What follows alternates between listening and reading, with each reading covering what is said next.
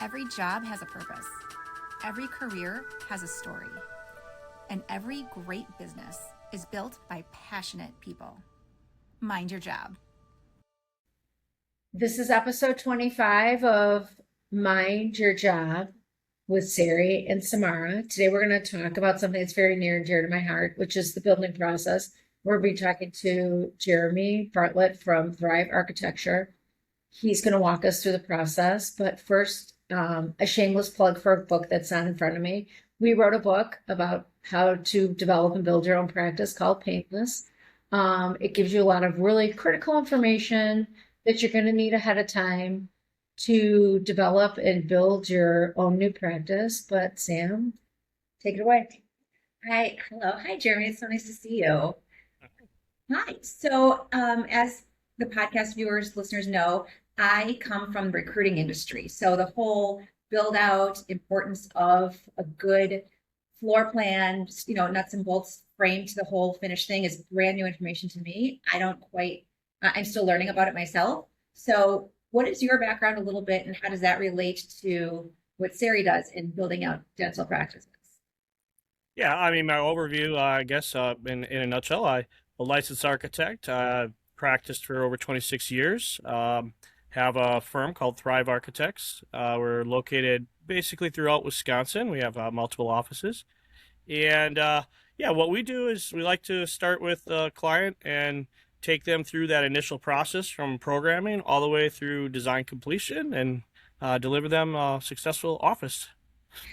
Is it strictly in one particular industry or do you build out for all different kinds of companies and corporations?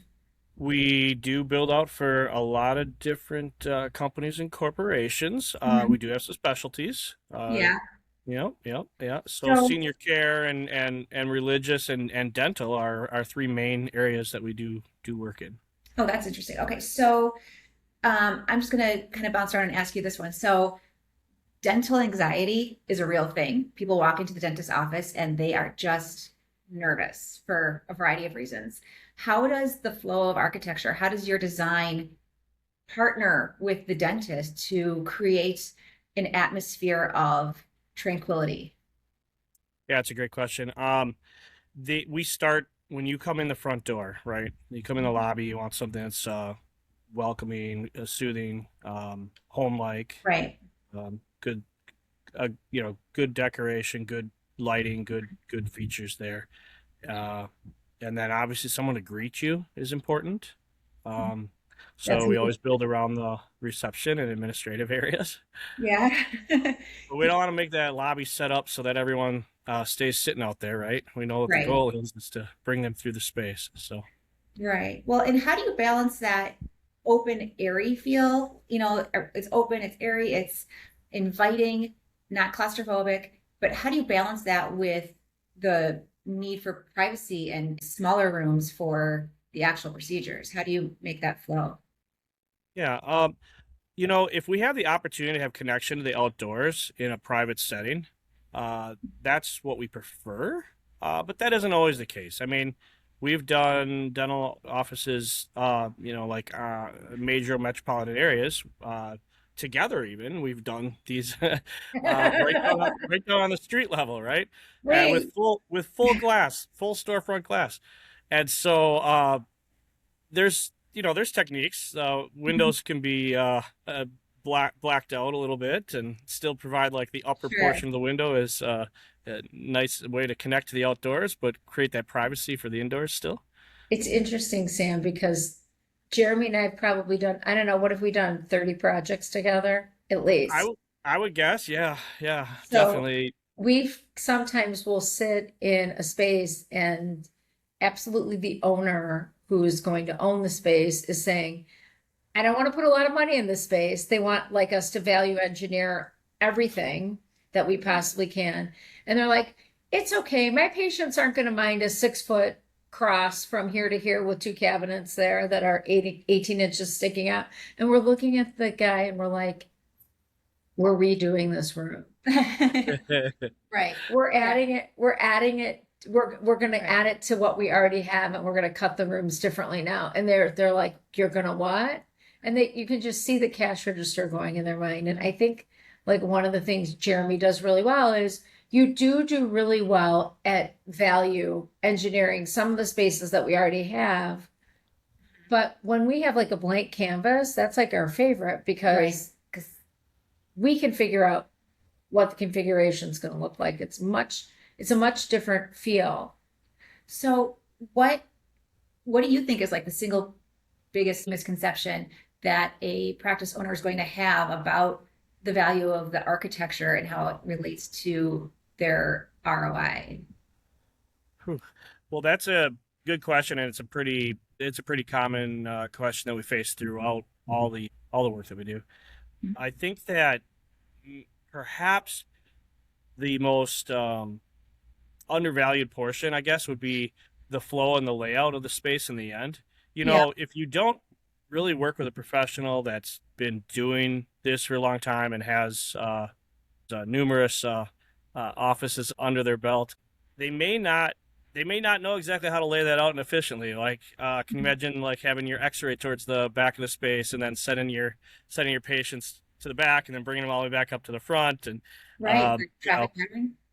yeah, forgetting to suggest that maybe we need a bathroom for the patients that isn't shared with your bathroom, or It's very, you know, right.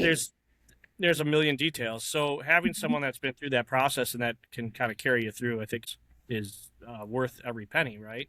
Right. And honestly, we are a decent portion to the project, but in the grand scheme of the project, we're honestly very, very little, you know, in the cost.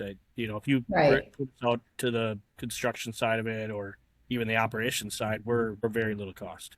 So again, I think I look at us more like insurance in a way.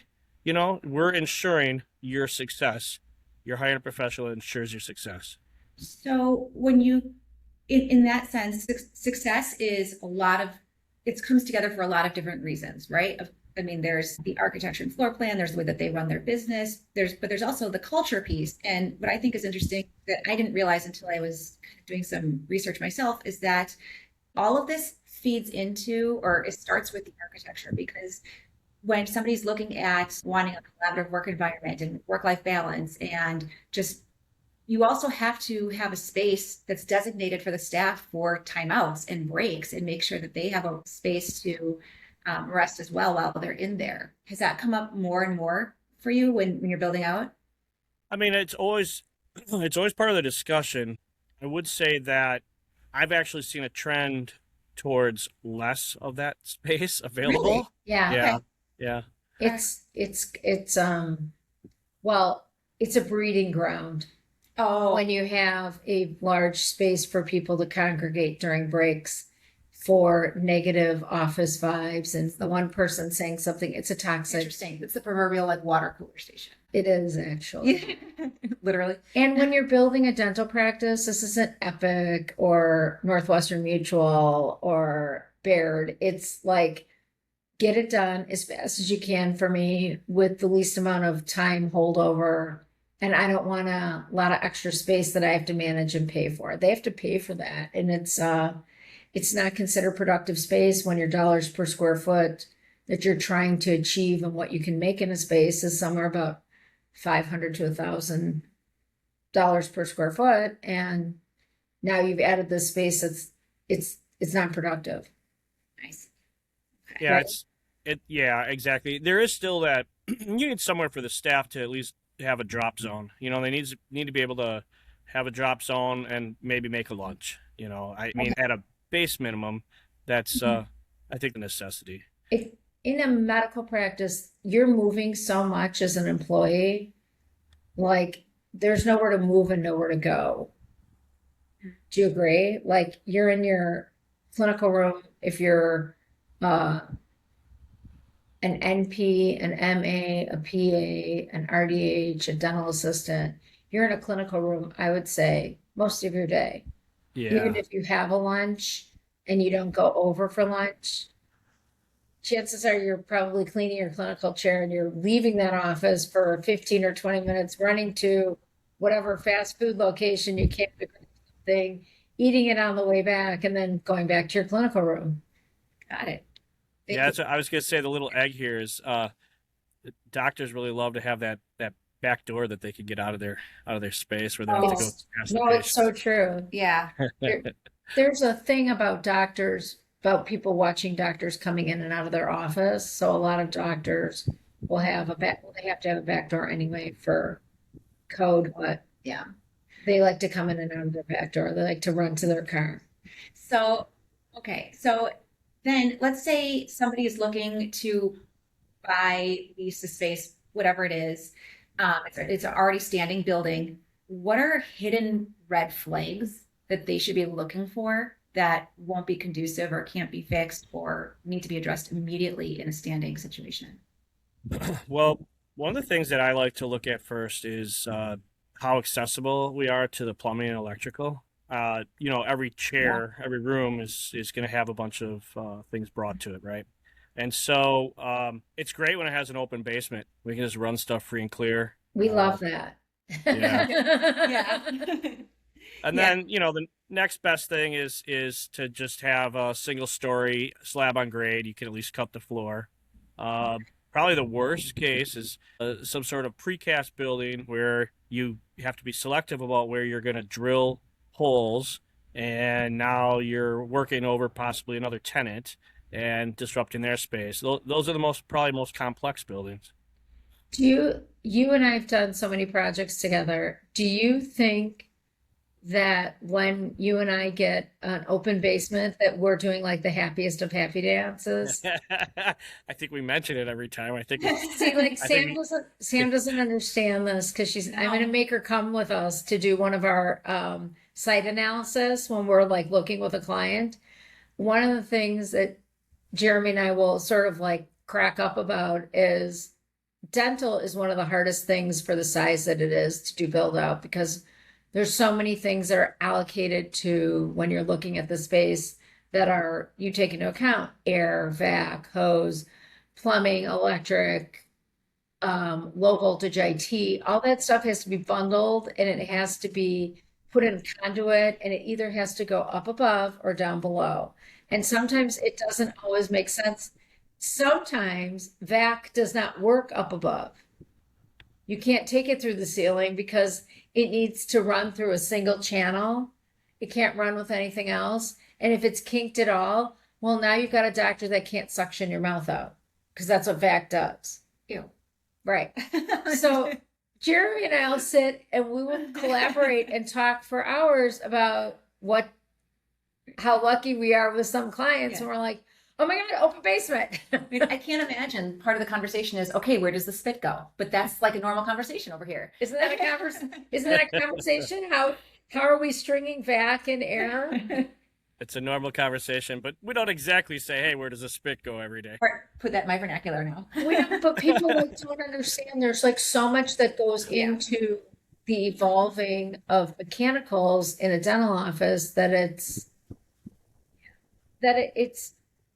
having someone who understands it and you can trust to tell you once you seal up a floor and put everything in there, lay all your drops down, it's really hard to get back into that floor because that floor, especially when you open, that floor now has poured concrete over the top of the conduit and it has a flooring. So it's got, whether it's got tile, wood, LVP, whatever it's hard to access. There's no access panel. It's just, we bury it. Yeah. Like you're dead in the floor. Bye-bye. We don't want to see you again. I've had clients, you and I've had a client, orthodontic office, that somebody drilled into his air vac line hose. Oh no. I know that's a no-no. And it doesn't work, and it doesn't work, and it doesn't work as well. And we've tried to patch it, fill it. Yeah. No. And it doesn't work as well. So there's like damage is done. It works, but it's makeshifty. Yeah. And so like these are things you really got to consider where they're going, how they're going, all the things. Yeah. And Jeremy does an amazing job of like preparing a client for understanding the workability and the not workability of how that's going to look later on if it's not done right. Yeah, there's a lot on the fly, right? You walk into a space, you're doing a lot of quick evaluation. You're meeting for the first time usually. Like there's a lot that happens there, and you have to take it in really quick. And it's a little bit, you got to be, you got to concentrate and have ADD at the same time. So it's a skill set. Sari. Yeah. Sari, This guy, this is why people hire me. Sari's on the That's- podium for this. Jeremy, have you seen me? Yeah, Projects? And I'm like, oh yeah, oh, a fish just flew by. oh yeah. A squirrel over there. I run around. I have to keep up with you, and my mind is going at the same time. I'm like, holy cow, get it to calm down. When do we think we're going to put this and that and the other thing? I mean, it is like it's like an all hands on deck fire drill at the same time. It is. It's controlled chaos though, really, when you step back. That's why it works every time. And we do it so often that we understand like there's an efficiency to how you and I work, And I don't think in any of the projects we've ever done have we had like a disagreement on anything where we're like, yeah, don't do that or don't do that. We're lockstep with. We've been doing it so long. We know I'm looking at projects right now on my wall in my office that you and I've worked on, Grafton Ortho and Paramount.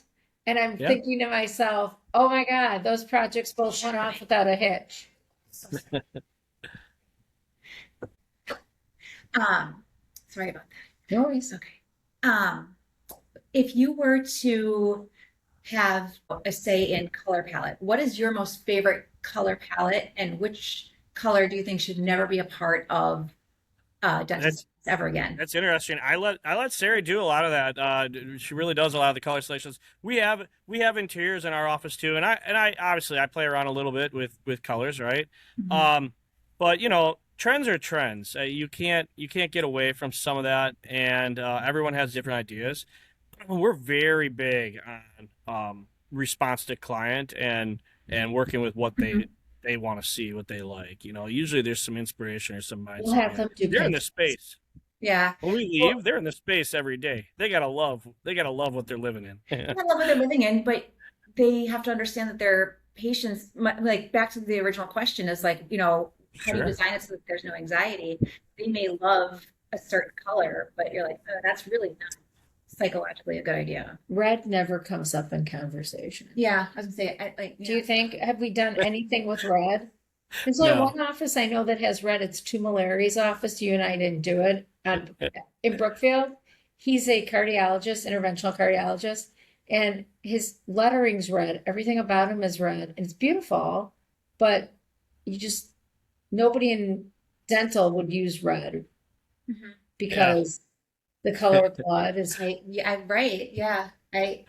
I'm just thinking of, I was just at the dentist last week and I'm just thinking of their office walls, very calm blue, white, Yeah. cream, earthy. very earthy. Yes.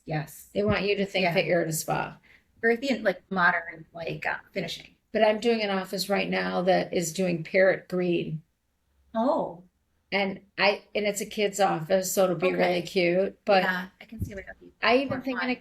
I even think in a kid's office, I really do believe one of the colors or one of the main colors of paint should always be something that really is warm and gives you a warm, calming feeling. I don't know about you, Jeremy, but that's like how I view it when I'm looking at paint for people, I'm looking at calm, warm. Yeah, I agree. I mean, generally speaking, you wouldn't want to go into either a sterile environment or a chaotic environment. I think when you go to the Right. dentist, I mean, for kids it works, right? I'm They just want with kids, it's they want like, to come and have fun, right? So you want something where it's a little bit of fun, but generally speaking, as an Even adult, in like a kid's office, I will do like their base paint color is something warm and creamy, even if we're going with unless they've already picked out paint, and in cases that's happened for you and I will give them like a warm, creamy color for like the reception area, just so that when the kid gets there, there's like some like instead of like because a lot of kids are going to a pediatric dentist because there's a behavior issue. Most kids can go to a regular general dentist. A lot go to a pediatric dentist because of a behavior thing. Oh, that's interesting. Yeah. Oh, and I was just thinking, my kids don't have behavior issues, but they've been going to, my son graduated out of the pediatric, but my daughter, her dentist is moving offices. And so it's opening up this week, I think, and she has an appointment Wednesday. So I'm really curious to see after this conversation, I'm curious to see what this office is like. Oh, the office looks great though from some of the social media I've seen. Yeah, yeah. I know what you're talking about. Yeah, I'm excited to see it, but fascinating. I never knew that. Information I could have known about 16 years ago, Sari. Sorry, there's only Okay. I wrote a book. There's only so much of me to go around. No, I do the best. yeah, no, I'm really interested to see their office on Wednesday after this conversation. Like, I'm really curious to report back and let you know what I think. I mean, like when you and I sit down and we talk about like what we're delivering to a client, Jeremy, in terms of what the look and the feel of an office is going to be. What do we talk about? Because I don't even think we just go into it. I mean, it's a little different with every client. You're kind of building off of their personality and off of Yeah. the Yeah. space and the direction. And I think it starts out a little different every time. Sometimes we come in and it's very already made up. The ideas are already there. Maybe you walk the space with them already and threw some ideas out. Sometimes we come in, it's a little bit cleaner slate and they don't exactly know what they want. Sometimes people are totally set, like locked in, and you almost have to talk them out of some of the decisions, right? And so it it's a mixed bag. You're kind of going on the fly and figuring it out. And I think that's probably, I don't know if that's unique or not. I think it's unique, and I think in the end it provides the best, it provides the best product. But Yeah. I wouldn't lock into a start on any job and say, oh, this is the way to do it, because I think then you're already starting with your mind made up. We get Pinterest pictures, but you know what we've gotten a lot lately, you and I? ChatGPT. Oh, Yep. And it's not real. I was just gonna People say, don't is it understand. doable? Well, some things I'll get from people on ChatGPT that are logos or logoed, Uh-huh. and the font doesn't exist. Right. So we would have to pay somebody to develop the font for them, name the font, put the font through the trade commission, all the things just for the font to be right for the signage on top of those lumbered beams. Do you remember that one? So we got a client that wanted these lumbered beams on top of in their office that don't exist. So were you like, let me talk to you about Times New Roman? Well, we told them that we would do beams and wrap them. Uh-huh. And then when we went to wrap them, the contractor was not on the same page with Jeremy and I, and it never was, it did not materialize well. It could have been better. So then they unwrapped them, they did a lighting effect. And it's like the stuff that happens for us on the fly because somebody's expectations are these lumbered beams that are up there that are TP, you can do that with a matching bolting system that matches the lumber. It doesn't exist. You can't, you can't find it. So people have to be really careful there are really cool things on Pinterest and really cool things on ChatGPT. Yeah. But manage and temper your expectations that some of that stuff is really cool design stuff, but It's not real. it doesn't exist. So do you think a better use of ChatGPT, instead of saying design this for me, it would be actually just tell me what trends there are and then use those ideas in conversation with you if they're researching?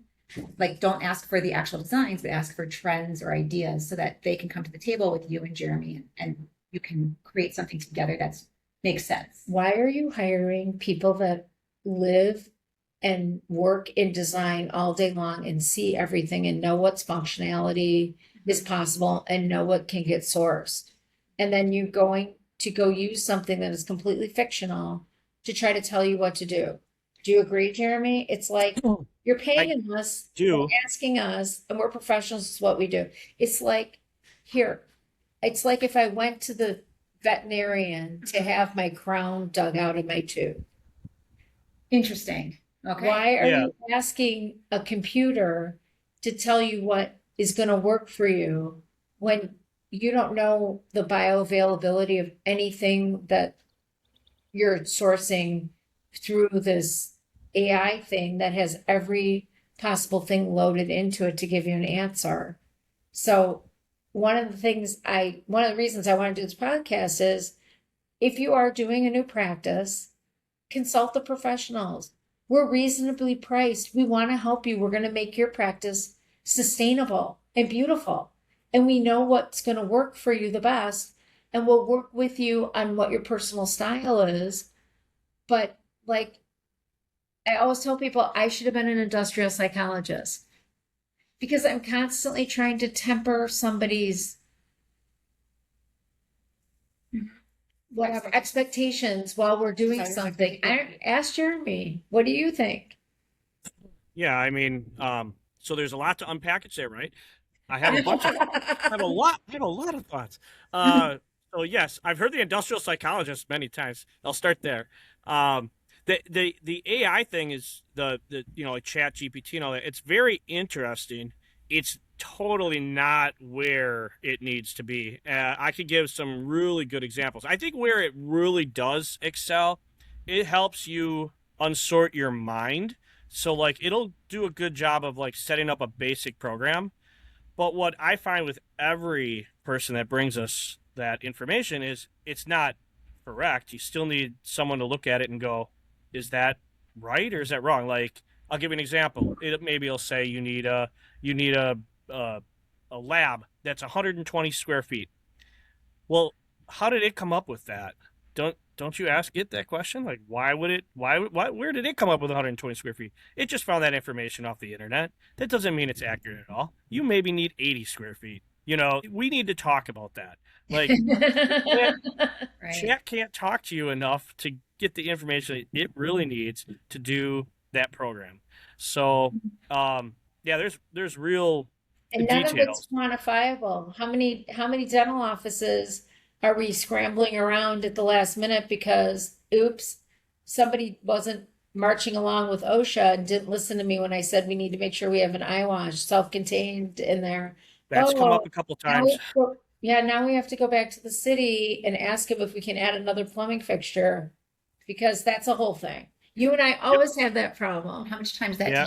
to your project? I mean, it takes on a lot, and that's why when we are managing it, things hustle along pretty quickly, and they're where they need to be from every standpoint. There's ADA code when you're building a practice.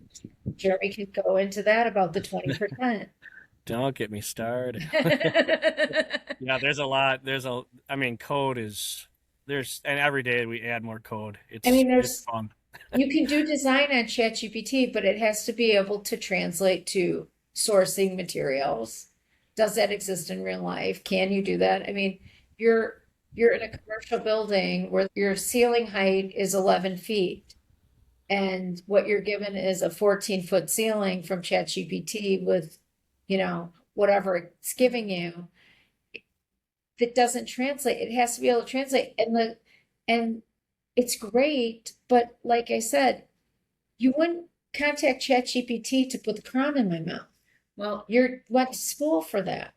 So it's like you and I have this amazing experience of, I don't know how many dental offices you've done, Jeremy, but I know I've done in medical practice management development 110. So we have a unbelievable amount of experience. so Millions of dollars worth of building. so you almost want to say to your client when they come up with a ChatGPT, say, look, ChatGPT is a video game. Like think of it as a video game. It's Yeah. not real. Yeah, you might get some ideas, you might think it's fun, but it's a video game. Yeah, It is pretty what- much. Yeah. Not to be mean. I mean, we do get some good ideas from it. It's not, Oh, absolutely. Like I said, I think it's good for organizing. I think it's helpful for Mhm. organizing. And it's it's a good great for organ. people who are writing. If you want to write your business plan, it's great for that. It Sure. might be able to help you get a pro forma, but it might not be able to perform the numbers the right way. I mean, Yeah. I'm not saying it's not valuable. It is, but understand that if you're hiring professionals, please trust us and let us guide you in the process. We've done this enough. We like the headaches. Jeremy and I like the heart attacks. Let us have it. Yep, I'm up for the challenge. That's what we do every day, right? So Absolutely. I mean, yeah. You and I've done, I would say, like, even when we do projects where we're like, we did a project last year where we were in the office. The doctor did not want to change anything. It's real simple, quick and easy. And then a week later, he's like, oh, a bomb went off in my head. I decided I want to cut all the walls and I want 5 ops over here, no ops over there, a bathroom over here. We're like, hold on. We had a plan and you signed a contract and this is what we're doing. And he went totally off the scope of work and changed everything. And then because he was doing so much of what he was doing, we had to redo things based on code. We had him 20% ADA, changing some things and allowing him to make those ADA upgrades. So when he made those changes, now he gave away all that and we'd start from square one with new 20%. For somebody who doesn't know, what is 20% If ADA? you spend $100,000 on a build out, Yeah. 20,000 of it has to be on a build out for a building. 20% of it has to be to upgrade the American with Disability Act work in the space. Is that right? yeah, that's it in a nutshell. Yep. Okay. And So- obviously, if the space is fully accessible already, then you wouldn't have to spend that money. Most spaces, when you're dealing with existing buildings, aren't accessible, and anything you're building new, you're making accessible. But and that rule doesn't really apply too much when you get into something new, right?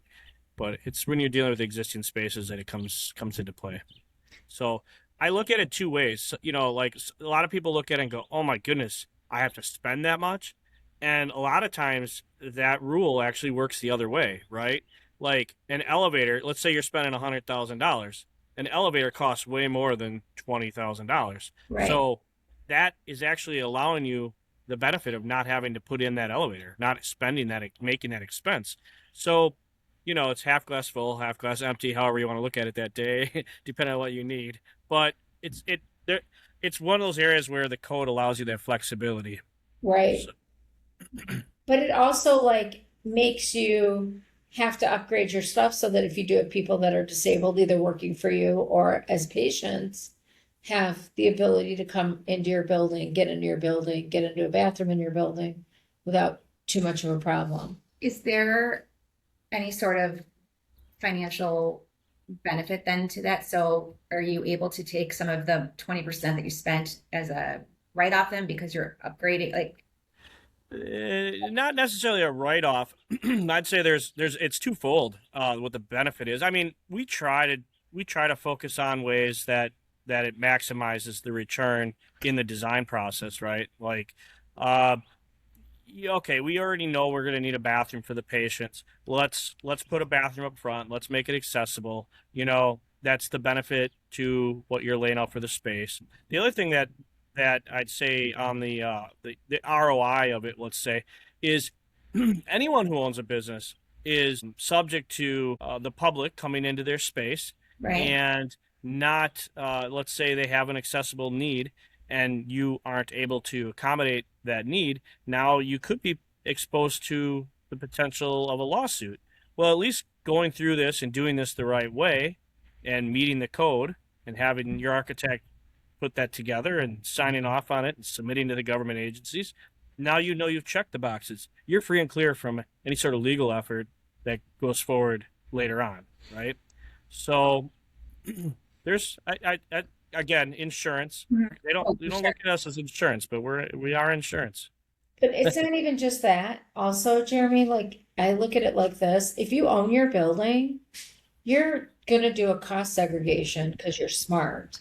and you're going to take that depreciation a lot quicker. So, I mean, the government's allowing you to do that. Put the money in it. You're getting it back in relative tax benefit either way. Yeah. I Yep. mean, Yeah. it doesn't, it's better than buying yourself a new car and writing that off the business. The cost segregation is going to give you the money back a whole lot quicker. That's why everyone's doing it. You know, isn't that the key advice right there? Don't go and buy the car first. Build Ser- the office first, make the money, use that money to buy the car, you know, and then buy the big enough car that you can write the car off too. But I mean, like, Yep. let's get to the point where we're like doing the right thing for our business. Like Jeremy said, you're letting people know and employees know and all that stuff. So get Yeah. there. Yeah, absolutely. Well, thank you, Jeremy. I learned a lot, so thank you. I think the two things I'm going to take away are the color red and where does the spit go? That's like a quality way for me to start my Monday morning. But thank you. I learned a lot. Thank you. Always, Yeah, well, Jeremy. thanks- It's a pleasure for to having be me on. here with you. Yeah, always. I mean, it's fun every time, right? Every time we're connected. We're not on a program most of the time, but here we are today, right? We can do this again because I'm sure on the next couple projects that you and I have, which we've got a couple coming up. It might be fun for you and I to do a podcast where you and I are walking through the space and talking to Sam. That would be fun. The I next think it one would we're be. doing, we can do that on the floor because the floor it'll be interesting because the floor is slab on grade. We should do that. Oh, I would love to do that. That'd be great. Yeah, All right. I- You and I will do that, Jeremy. We'll come with our phone or an iPad or something, and you and I will walk through the space, walk Sam through the space, and show her some of the things we're talking about. Okay. That'd be awesome. Awesome. Can I bring a hard hat just for fun? We can get yes, we'll get you a hard hat. Yay. Glasses, the whole bit. You know. We'll get you a pair of gloves, a hard hat, glasses. You'll be all set. I'm so excited. They even have vests. You can get vests and boots. You got to wear boots. Oh my God. Oh, it's all about the boots. Good for walking. Flags. I'm so excited now. Oh my goodness. All right. Oh my God. All right. Well, everybody, thank you. Jeremy, Yes, thank you. Sam. Yeah, hopefully this worked well with me being outside. I wasn't sure. I thought I'd give it a shot. So. I mean, I love it. Very peaceful. if it doesn't, we'll just redo it. Exactly. Okay, that sounds good. Thanks, Jeremy. Mind your job. Mind your job.